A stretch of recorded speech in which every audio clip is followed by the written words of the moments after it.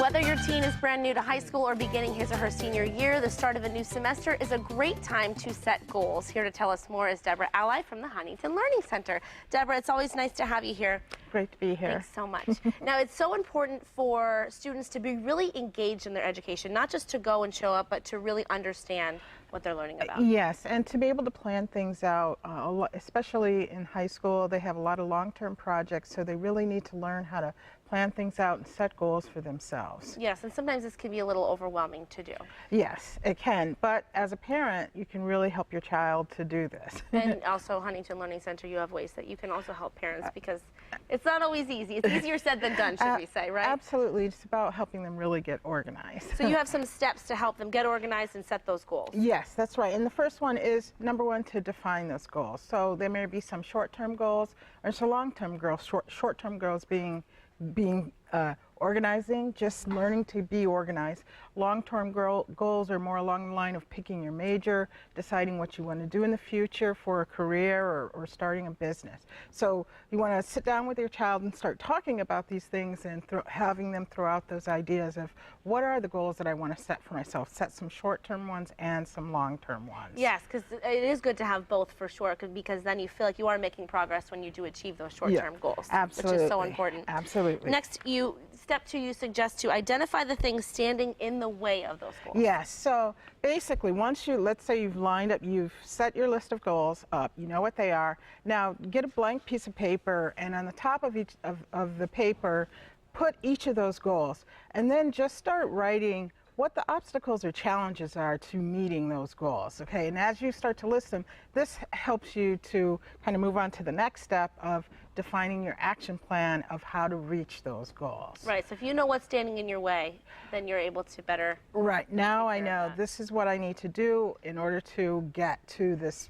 particular place. I need to, if I want to, let's say, start a business, I need to raise some money. How am I going to raise that money? If I want to get organized, what is the first thing I need to do? Maybe I need to buy some materials to help me get more organized. So you start listing those obstacles, and that defines your action plan. Okay, so it sounds like you really need to have a plan of attack to reach your goals. Right, right. So then once you have those items listed and you're starting to define the action plan, the next thing to do is now to start to set the deadlines for those goals. And this is really where your action plan comes together. So for the short-term goals, these are immediate. So you can set goals that are, you know, maybe within the next month or the next couple of weeks, and particularly if you have projects at school, when the project is due sets that timeline.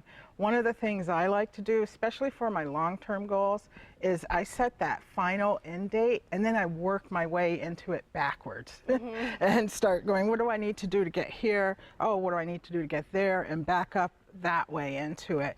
That brings me all the way back to the current date. This really helps to define my action plan, when I should get certain things done. But you definitely need to assign target dates. Yes. So that you know when. You know when you need your to deadline move, is up. right, to get to them. And sometimes some children or teens will be a little bit hesitant about this, but this is what's really important.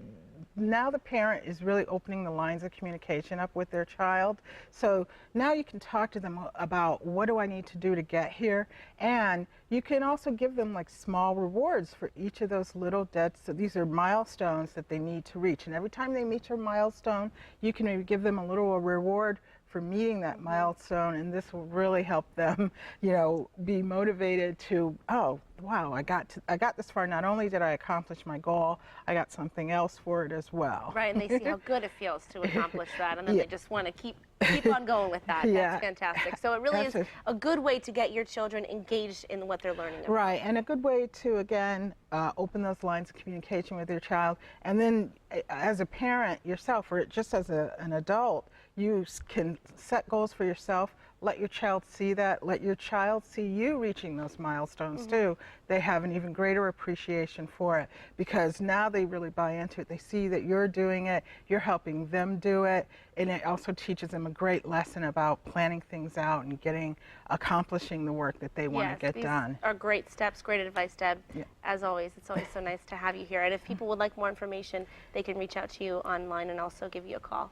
Yes, thank you. And you're located in Springfield. Yep. And just really quickly, we will give some special event reminders, but tonight is Children's Night at Texas Roadhouse. Yes, it is. Stop by 4 o'clock. See Yep. Deb. It's always fun hanging out with her. Thanks so much for being here, Deb. Thank you. My pleasure. And now, again, as we said, you can visit huntingtonhelps.com. And now for some special event reminders hosted by Huntington Learning Center.